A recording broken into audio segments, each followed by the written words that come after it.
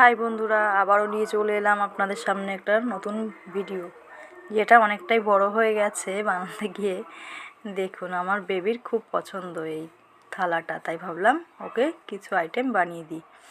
খুবই চাচ্ছিল নিরামিষের দিনে নিরামিষ কিছু আইটেম, তাই ভাবলাম পনিরের রেসিপি শুরু করি। বাড়িতে যদিও তেমন রাইস বানানো হয় না, বিরিয়ানিটা খুব ভালোই বানানো হয় প্রায়ই, কিন্তু ফ্রায়েড রাইসটা খুব কমই বানানো হয়, তাই ভাবলাম তার সাথে পনিরের তরকারি করি। তাই এই যে পনিরটা দেখো কি সুন্দর, এত সফটি ছিল আর খুব সুন্দর দেখতে ছিল। দেখে সব দিন যদিও ভালো পনির পাওয়া যায় না, কিন্তু এটা খুব ভালো ছিল। পাশেই পাওয়া যাচ্ছে নতুন, বেশ ভালোই হলো যে সবসময় পাওয়া যায় না। পনিরগুলো টুকরো টুকরো করে কেটে নিলাম, নিয়ে লবণ হলুদ মাখিয়ে নিলাম, নিয়ে একটু নেড়ে চেড়ে নিয়ে এবার দিয়ে দিলাম কড়াই গরম করে তেলে।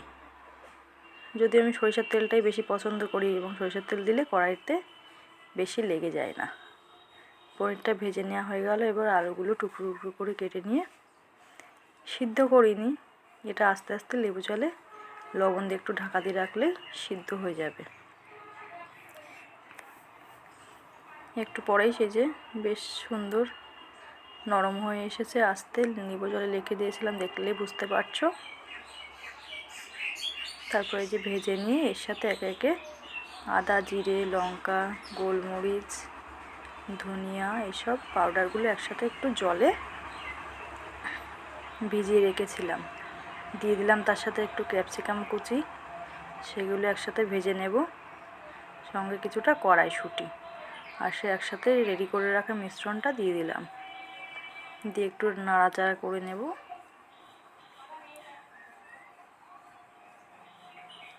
আর এই যে আমার খুব পছন্দের সেই মশলাদানি, যেটা আমি খুব পছন্দ করি, একসাথে অনেক মশলাই এসে যায়।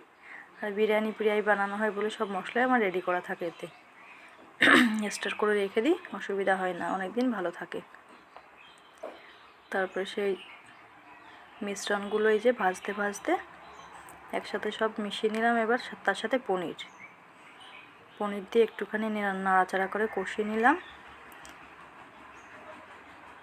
কষিয়ে নিয়ে এই যে এই মশলাগুলো একে একে যে দেখতেই পাচ্ছ, এগুলো দিয়ে দেব জলের মধ্যে, যেটা ভাতের জলে। যে একটু হলুদ দিয়ে দিলাম, এবার হলুদ দিয়ে আর একটু নেড়ে চেড়ে নেব। নাড়তে নাড়তে দেখো এত সুন্দর কালার এসেছে, আর একটু তেলটা পরিমাণটা বেশি ছিল। এবার দিয়ে দিলাম একটু গরম জল, বেশ গরম জলটা দিলে আমার খুব ভালো পছন্দ হয়, তরকারিটাও বেশ মাখা মাখা হয়। আর এবার লবণ দিয়ে দিলাম পরিমাণ মতো। এবার জলে দিয়ে দেবো। ভাতের জলটা ফুটে উঠলে লবণ আর সঙ্গে সব মশলাগুলোই দিয়ে দেবো, যেগুলো ছিল শাহমরিচ, এলাচ, জয়িত্রী, লবঙ্গ, দারচিনি, গোলমরিচ, দেখতেই পাচ্ছ কিছু কিছু দিয়ে দিলাম। এবার দিয়ে দিলাম একটু ঘি। এবার আধ ঘন্টা ভিজিয়ে রেখেছিলাম যে চালটা, সেই চালটাতে যে ফুটে উঠলে চালটা দিয়ে দেবো জলের মধ্যে।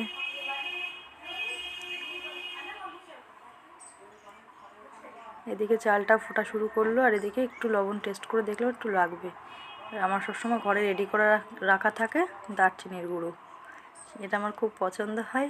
এই যে দিয়ে দিলাম, এটা না দিলে যেন এইসব ধরনের তরকারি মেশে না। সঙ্গেই দিয়ে দিলাম একটু মিট মশলা, যেটা ভালো সেন্ট বেরোবে, যার জন্য মিট একটা সেন্ট বেরোবে, যত নিরামিষের দিন হোক মশলাতেই কামাল হবে, যার জন্য বেশ দারুণ এই মিট মশলাটা দিয়ে খুব দারুণ টেস্ট এসেছিলো।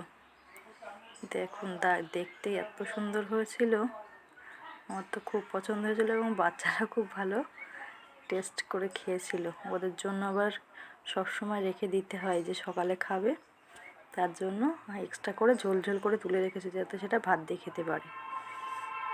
আগে থেকে তুলে রেখে দিয়েছি। আর এই যে পরে একটু মাখা মাখা রান্নাঘরে এসে আমার বেবিরা পড়তে গেছিলো, এসে এত আনন্দ পাচ্ছে যে না, মা রাইস আর তরকারি করছে, তাও সেটা পনিরের, যেটা ওদের খুব পছন্দ। এই যে দেখুন, এবার এই যে ভাতটা প্রায় হয়ে এসেছে। রাইস কি হয়, একটু শক্ত শক্ত হয় অনুষ্ঠান বাড়িতে, আমার যেন শক্তটা পছন্দ হয় না, একটু হালকা নরম করেছি। এই কড়াইশুঁটিগুলো দিয়ে দিলাম, যাতে কালারটা ভালো থাকে, ভাতের মধ্যেই সিদ্ধ করতে দিয়ে দিলাম। আর এবার সাদা তেলে দিয়ে দিলাম একে একে সাদা তেল আর ঘি গরম করে দিয়ে দিলাম, তার সাথে গাজর, বিনস আর সঙ্গে দিয়ে দেবো ক্যাপসিকাম কুচি। গাজর কুচি, বিনস কুচি আর সঙ্গে ক্যাপসিকাম কুচি দিয়ে আস্তে আস্তে নাড়াচাড়া করে, আর একসাথে আমি সস কাজটা করতে পছন্দ করি, একসাথে কাজু আর কিশমিশটা দিয়ে দিলাম।